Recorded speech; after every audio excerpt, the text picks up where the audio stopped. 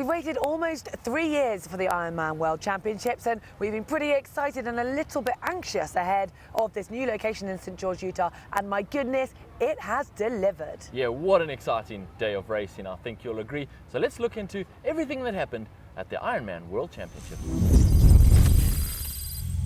Well, the Ironman World Championships 2021 has been run and done in St. George in 2022, and it was a pretty exciting day of racing. It all got started this morning at Sand Hollow Reservoir, and the conditions were a lot better than we predicted they might be. Yeah, I mean, the water a few days ago was incredibly chilly, and actually there was so much wind that the swim practice got cancelled just on Wednesday.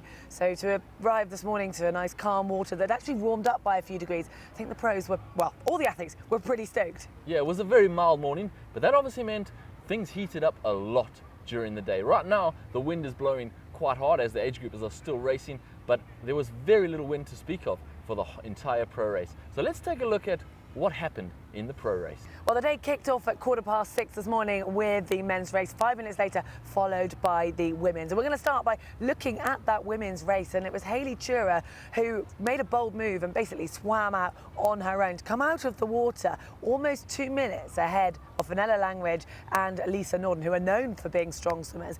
And then it was a pretty big pack following that, including the likes of Daniela Ryf. We had Kat Matthews in there, Anne Haug, Sky Munch, and there was some really serious movers and shakers in that chasing group. Yeah, not surprising that Hayley Chura led out the swim. She is known for her swim, but it didn't take very long for Lisa Norden to reel her in and overtake her. It turned into a bit of a pack of four after that. Daniela and Kat Matthews paired up and caught up to Sky Munch and Lisa Norden, and all four of them rode together about 40 miles. They were all together, but it didn't take very long for Daniela and Kat Matthews to ride away from the other two. And then it was only a few miles later that Daniela dropped Kat Matthews, and it was pretty much a Daniela show from then on. It was. She looked like the return to the Daniela that we know, and just in control. I mean, Kat was riding an incredibly strong race, and she was leading it for quite a lot of that. But I think Daniela wanted to put her stamp on the race, and we've all been wrongly doubting her performance, haven't we? I know you've been a believer there, but she just showed the class act that she is. And I mean, Kat, it didn't mess with Kat's head though. She kept to her race plan, and then the rest of the race was unfolding behind them. Anne Haug, who had lost quite a lot early on, managed to stay about 7 minutes off the lead and kind of maintain that and had a strong second half to the bike. Yeah, we thought that Daniela maybe had just put in a surge to break Kat, but it actually turned out that she was just pedaling a little bit harder. By the time they got to the bottom of Gunlock Climb, it was 1 minute 25, and it just kept growing and growing and growing. By the time they got off the bike, Daniela's lead had grown to 7 minutes ahead of Kat Matthews, with Lisa Norden a further 2.5 minutes behind. Notably, Anne Haug was 15 minutes behind Daniela, but only 8 minutes behind Kat Matthews. Jocelyn McCauley and Sky Munch were coming off the bike pretty much alongside Annie Haug. Well, one more name that's worth mentioning is Ruth Arstall, who had an incredibly strong bike leg. She moved up through the field to come off the bike in 7th place. Admittedly, almost 18 minutes behind Daniela, however, only 2.5 minutes behind 5th place. Once onto the run, it was the Daniela we know. She started ticking off the kilometers and pretty much left the rest of the field to race for 2nd place. By halfway, she was 10 minutes ahead of Kat Matthews, and her lead never looked in danger. She cruised in to the finish with her hands in the air and a big 5 on her hand. Ironman World title. Here with Daniela Ryf, 5-time Ironman World Champion. How was your day? It's pretty special. It pretty much played up in perfect scenario. I'm really happy that I could, show performance today and feel strong. It's always, you never know. It's so many factors can play a role, muscles and health and everything. So yeah, it just went perfectly, and to bring this title back to Switzerland, and it feels still a bit surreal. Yeah. How much does 5 times mean to you? I mean, 8 times world champion now because we had the 70.3s, but 5-time Ironman world. 10. Oh, 10. Sorry. Should I just get corrected? Can't keep track. She wins too many. Okay. 10-time world champion, but 5-time Ironman world champion. How much does that mean to you? We saw the emotion on the finish line. Really special. Yeah, I mean, it's not really the number. it's just after such a long time. I had 2:18, my best race in my life, I believe, with the jellyfish and just crazy race. Then 2:19, I was sick. And then we had 2.5 years of Corona and not being able to race in an Ironman World Championship. And I had some problems as well. I was having health problems and injuries. And so it's just, that makes it so special to have, I guess some downsides and then kind of come back and bring it all together. So that felt a reward of the last 2.5 years, or actually 3.5 years, because in 2019 I couldn't perform how I wanted. Congratulations, Daniela Ryf. It's great to have you back. Thank you. Kat Matthews lost time to Daniela, but held her own throughout the marathon. Annie Haug looked like she might threaten Kat at any point, getting within 2 minutes of her at one point, but Kat Matthews never faltered. And the gaps that were established very early on the run pretty much held all the way to that finish line. Well, Daniela recorded that win in 8 hours 26:27, which I don't think we're expecting to see times that fast on this course. She did that with a 54-minute swim, a 4-hour 37 bike and a sub-3 hour run. Kat Matthews taking second in her first Ironman World Championships as a pro, and then the defending Ironman World Champion Anne Haug in third. We had a solid performance from Skye Munch, which saw her come home in fourth, and then an Ironman World Championship debut for Ruth Arstal. She made it into that top 5. And then just to round out your top 10, 6th place was Lisa Norden from Sweden, Laura Siddle in 7th from Great Britain, Fenella Langridge also from Great Britain holding on to 8th, Gurutz Ferrades Loralde from Spain in 9th, and Maya Stage Nelson claimed the 10th place on that podium.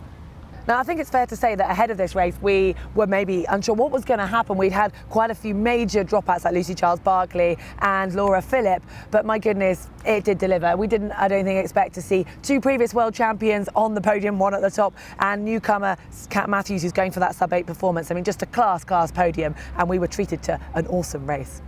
Well, the women's race was extremely exciting, but so was the men's. Sam Ledlow led out the swim with Daniel Bakkegaard, Carl Smith, Braden Curry and Florian Angert making up a group of 5 with a decent lead over the rest of the field.